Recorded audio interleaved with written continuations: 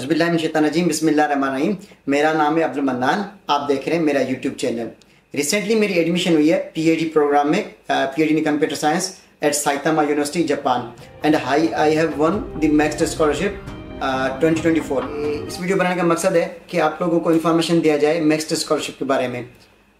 हम मैक्स्ट A to Z एक click से लेके, जो फर्स्ट क्लिक से लेके लास्ट आपकी सिलेक्शन तक, वो सारी चीज़ें मैं कवर करूँगा इस वीडियो में। तो सबसे पहले मैक्स्ट है क्या? जैसे कि हमारे यहाँ मिनिस्ट्रीज होती हैं, ministry of foreign affairs, ministry of ये, तो वो भी जापान की मैक्स्ट एक फुल फॉर्म है, ministry of education, culture, sports, science and technology. तो मैक्स्ट जो स्कॉलरशिप प्रोवाइड कर रही है वो सिंस 1954 से 1954 से ये स्कॉलरशिप दे रही होती है, आज तक वो कंटिन्यू हो रही है।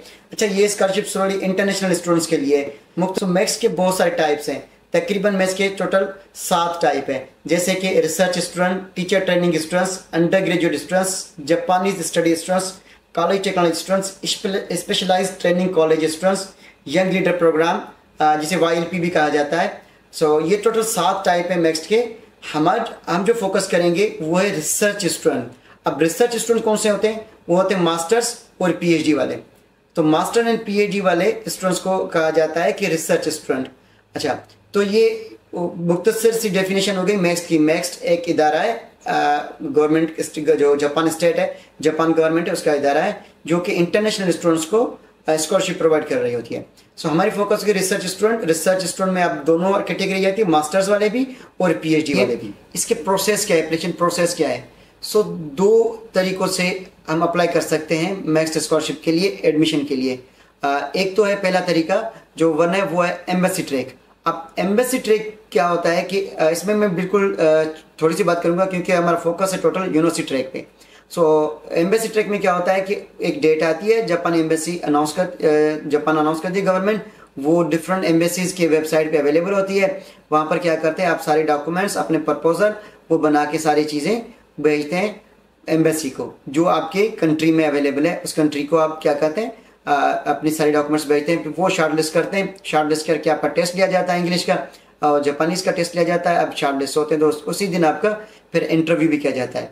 अच्छा, ये इसमें से क्या एम्बेसी ट्रैक में क्या होता है कि बहुत ज़्यादा कंपटीशन होती है, सीटें बहुत थोड़ी होती हैं, शायद 10, 15, 20, किसी को एग्जैक्टली पता नहीं होता, मगर बहुत कम सीटें होती हैं।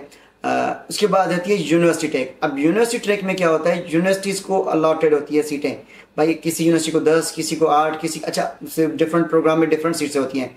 फिर ये क्या होता है, जो हम अप्लाई कर रहे होते हैं वो देख रहे होते हैं, जाके यूनिवर्सिटी ढूंढते हैं कि भाई कौन सी यूनिवर्सिटी में कौन सी सीटें हैं और हमारा प्रोग्राम क्या है, उस प्रोग्राम के लिए कौन कौन सी सीटें हैं। सो यूनिवर्सिटी ट्रैक के थ्रू क्या होता है कि ये बहुत थोड़ा सा लेंथी प्रोसेस है, बहुत इजी प्रोसेस है और सारी चीज़ें होगी। अच्छा, सबसे पहले जो चीज़ होती है ना मैक्स के लिए, बहुत सारी चीज़ें। सबसे पहले आपकी तो मोटिवेशन होनी चाहिए क्योंकि ये लेंथी प्रोसेस है, और इसके अलावा लेंथी प्रोसेस इसलिए कर रहा हूँ कि टाइम टेकिंग है, वो चीज़ें थोड़ी थोड़ी टाइम से होती रहती हैं।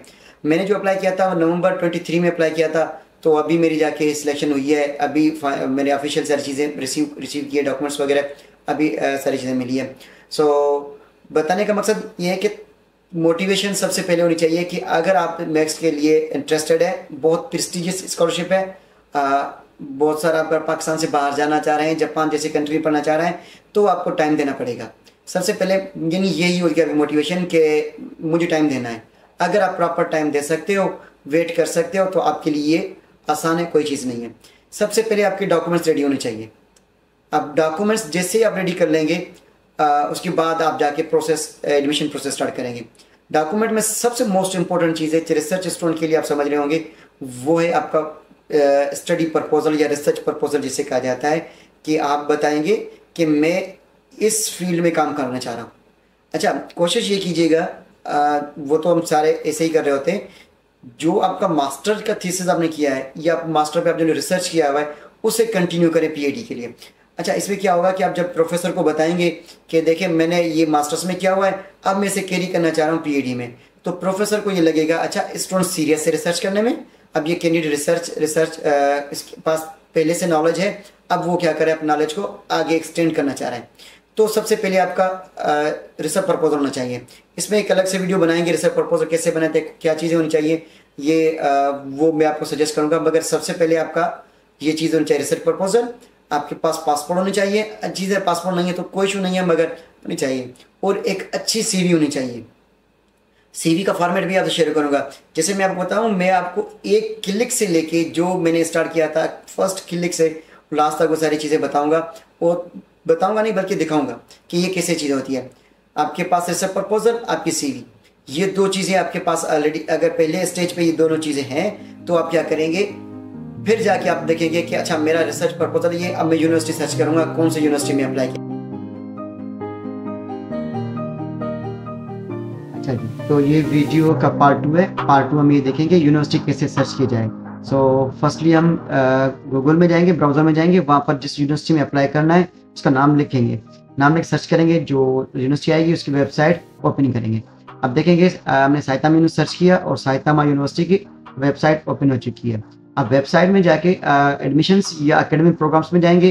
अब एकेडमिक प्रोग्राम पे क्लिक करेंगे तो उस यूनिवर्सिटी में जो भी एकेडमिक प्रोग्राम्स होंगे वो लिस्ट हो जाएंगे। आप स्क्रॉल डाउन करें, वहाँ पर देखेंगे आपके पास कुछ ग्रेजुएट प्रोग्राम, कुछ रिसर्च प्रोग्राम और अंडर ग्रेजुएट प्रोग्राम आएंगे। क्योंकि हम ग्रेजुएट प्रोग्राम सर्च कर रहे हैं MS और PhD के लिए, तो हम ग्रेजुएट प्रोग्राम पे क्लिक करेंगे।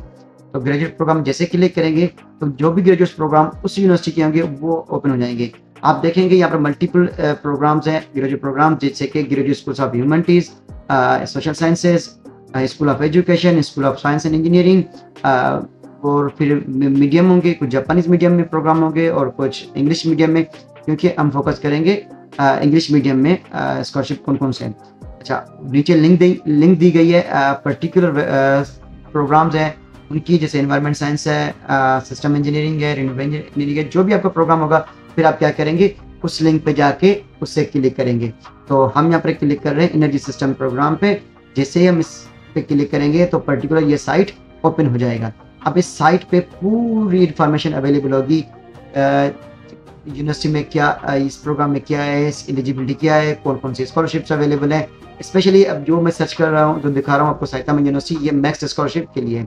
तो देखेंगे आप, ये प्रीवियसली अनाउंस हो चुकी है, जो 2024 की स्कॉलरशिप थी, 2023 में इसकी लास्ट डेट थी, दिसंबर तक इसकी लास्ट डेट गई थी, सितंबर में ये ओपन हुआ था। 2024 प्रोग्राम के लिए 2023 में अनाउंसमेंट हुई थी। अब 2025 वाले स्कॉलरशिप के लिए 2024 में ये अनाउंस होगी। अच्छा जी, ये एक चीज़ और नोट कर लें कि अनाउंसमेंट लाजमी ना हो कि आप जस्ट अनाउंस होगा तो आप अप्लाई करेंगे। अगर आपके पास डॉक्यूमेंट्स रेडी हैं, आपका रिसर्च प्रपोजल रेडी है, आपकी CV रेडी है, तो क्या करेंगे, आप अप्लाई कर सकते हैं थ्रू यूनिवर्सिटी ट्रैक। आप ईमेल करेंगे प्रोफेसर को। अगर नहीं है तो आप अभी से अपने डॉक्यूमेंट रेडी करें, और जैसे ही अनाउंस होगा सितंबर में 2025 के लिए तो आप करेंगे। अच्छा, यहाँ पर ये यूनिवर्सिटी में कुछ बता रहा है आपको कि 25 के लिए ये चीज़ें चाहिए, गाइडलाइंस है। आप एडमिशन पे क्लिक करेंगे तो साइतामा यूनिवर्सिटी PhD प्रोग्राम के लिए आपकी गाइडलाइंस मिल जाएगी। अब 2025 की गाइडलाइंस अवेलेबल है, फॉर्म्स अवेलेबल है, रिकमेंडेशन लेटर्स के फॉर्मेट अवेलेबल है। ये आप देखें और इसे स्टडी करें और फिर अप्लाई करें। अच्छा, इस प्रोग्राम का ओवरव्यू दिया गया है कि इस प्रोग्राम में है क्या, इस चीज़ के लिए। पर्टिकुलरली ये जो प्रोग्राम ओपन है ये PhD प्रोग्राम के लिए। उस PhD प्रोग्राम आप देखेंगे, एप्लीकेशंस प्रोसीजर सारी बताई गई है, स्कॉलरशिप भी बताई गई है। आपको ये भी बताया गया है कि इस स्कॉलरशिप फिर 8 doctoral students, international students, not Japanese students, international students होंगे जिनको ये स्कॉलरशिप होगा, और इसकी इनटेक होगी, इंप्लीमेंट होगी, वो अक्टूबर 25 होगी।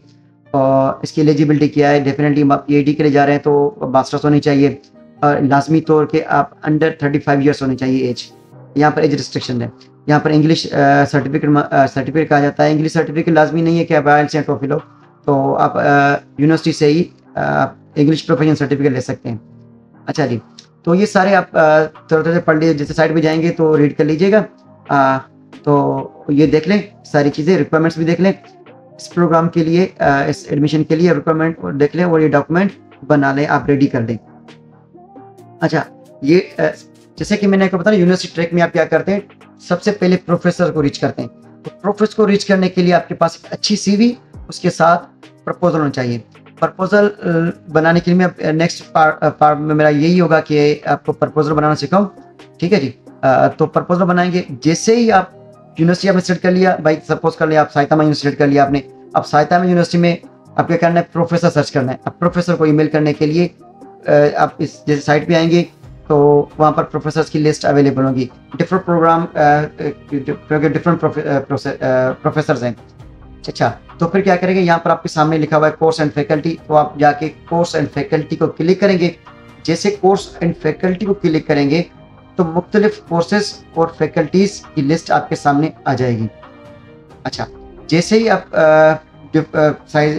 स्क्रॉल डाउन नीचे करेंगे, थोड़ा स्क्रॉल डाउन करेंगे, नीचे आएंगे तो आपके डिफरेंट प्रोफेसर्स का लिस्ट अवेलेबल होगा। तो वो देखेंगे आप। अगर एक बात याद रखिएगा, बहुत सारे देखें आप कुछ प्रोफेसर का ना इंटरेस्ट एरिया या जिस लेक्चरर है वो सामने लिखा हुआ है आपके सामने, ये आप देख भी रहे होंगे। मगर आप क्या करेंगे, अलग अलग से जाके सर्च करेंगे। सपोज करें आपका यहाँ पर advance lecture on signal processing के लिए, आप सिग्नल प्रोसेसिंग की आपके टॉपिक है तो इसे क्लिक करेंगे। इस प्रोफेसर का नाम जो इंस्ट्रक्टर लिखा हुआ है या फिर इस वेबसाइट, या कोई और प्रोफेसर है तो आप उस प्रोफेसर को सर्च करेंगे, उसे क्लिक करेंगे और उसकी लैब पे भी क्लिक करेंगे। आप करेंगे तो प्रोफेसर के लैब और प्रोफेसर का रिसर्च प्रोफाइल ओपन हो जाएगा। देखिए ये प्रोफेसर की लेबॉर्ट्री ओपन होगी चुकी है। अब ये देखेंगे ये प्रोफेसर किस पे रिसर्च कर रहा है, तो यहाँ पर ऑप्शन होगा आपके पास रिसर्च का। यहाँ सामने रिसर्च पे क्लिक करेंगे तो इस प्रोफेसर ने जो भी रिसर्च किया हुआ है वो आपके सामने जाएगा। ये इस प्रोफेसर का जो स्पेशलाइजेशन है वो सॉफ्टवेयर इंजीनियरिंग है, वो पर लिखा हुआ है। अच्छा, एक चीज़ याद कीजिए, अगर आपने प्रपोजल पहले बनाया हुआ है तो आप पर्टिकुलर वही प्रोफेसर सर्च करेंगे। अगर आपने प्रपोजल पहले नहीं बनाया तो आप जो प्रोफेसर आपको अच्छा लग रहा है, देखिएगा जो जिस प्रोफेसर इसकी रिसर्च लग रही है आपको, तो क्या करेंगे आप उसी पे अपना प्रपोजल बनाएंगे। अच्छा, ये तो आपने देख लिया इसका रिसर्च क्या है। आप उसे कांटेक्ट कैसे करेंगे प्रोफेसर को, तो प्रोफेसर प्रोफाइल ओपन करेंगे, वहाँ पर जाएंगे, यहाँ पर प्रोफेसर का कॉन्टैक्ट नंबर, फैक्स, ईमेल या वेब, उसकी सारी चीज़ें लिखी होंगी। अच्छा, आप इस पे देख रहे हैं कि यहाँ पर शो नहीं हो रहा प्रोफेसर की ईमेल एड्रेस वगैरह शो नहीं हो रही, तो क्या करेंगे, उसके जो आर्टिकल जनरल्स होंगे आप वो सर्च करें। गूगल स्कॉलर पर जाके यहाँ पर उसके जो आर्टिकल्स के टाइटल्स हैं वो आप स्कॉलर पर जाके सर्च करें। सर्च करने के बाद पढ़ें। अच्छा, पढ़ने का मतलब ये नहीं कि आप सारा पढ़ें, वो अच्छी बात है आप पढ़ लेंगे, मगर वो जैसे रिसर्च पेपर आप ओपन करेंगे तो वहाँ पर प्रोफेसर का कॉन्टैक्ट नंबर मिल जाएगा। अगर नहीं होगा तो वेबसाइट पे अवेलेबल होता है, कुछ के नहीं होती है, जैसे देख रहे हैं कि बहुत सारों के है और कुछ के नहीं है। अच्छा जी, अब पार्ट 3 में मैं आपको प्रपोजल बनाना सिखाऊंगा। Thank you so much.